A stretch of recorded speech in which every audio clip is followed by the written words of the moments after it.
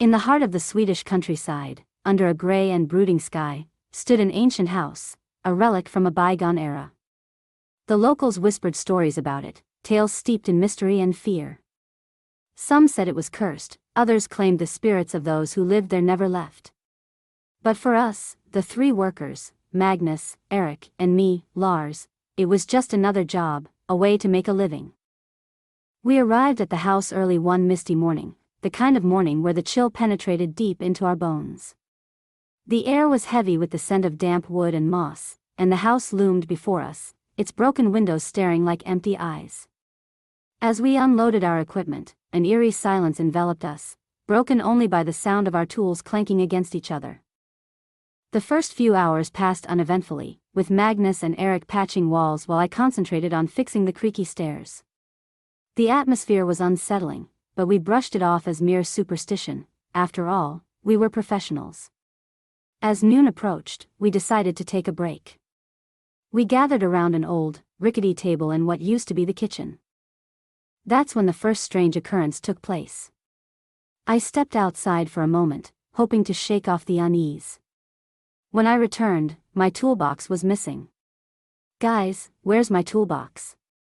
I called out, confusion mixing with irritation.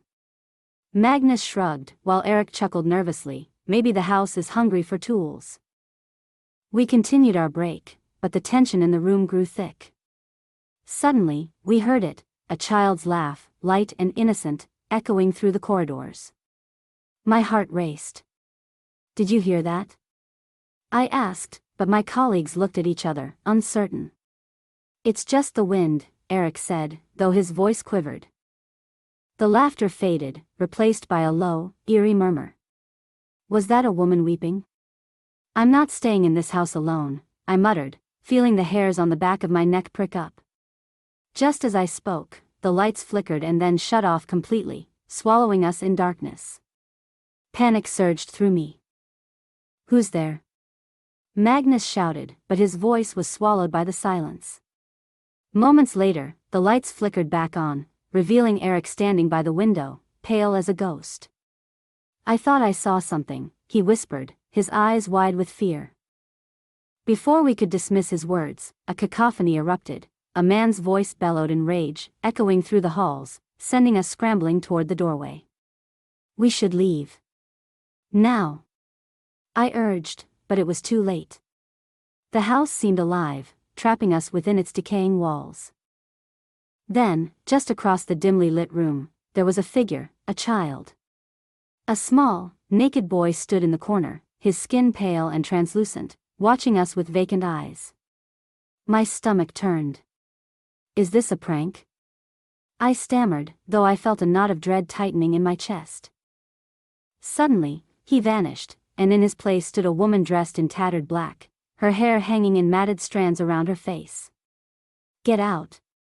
she screamed, the unholy rage in her voice shaking us to our core.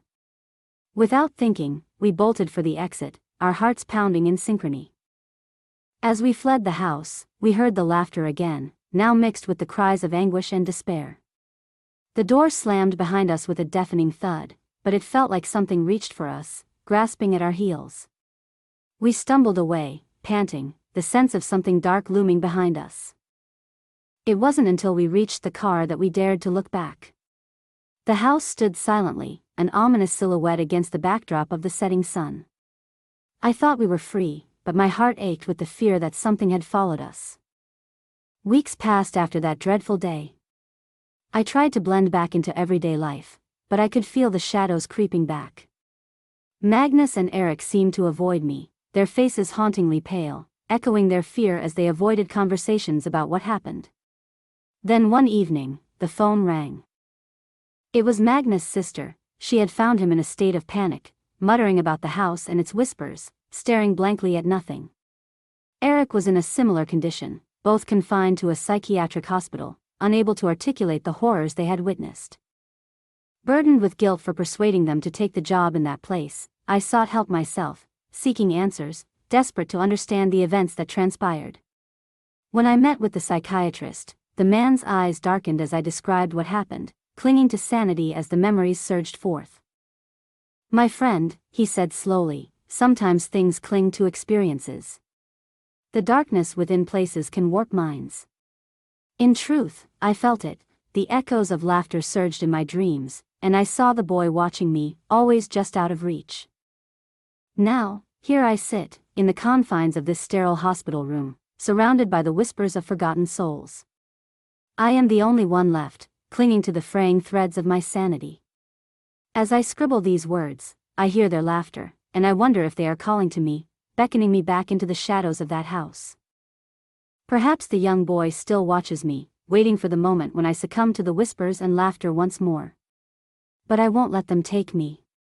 Not today. Not ever. I will find solace in knowing I escaped, even as the memories haunt me. The house is alive, but so am I, for now. In a world where shadows linger, I remain the last light.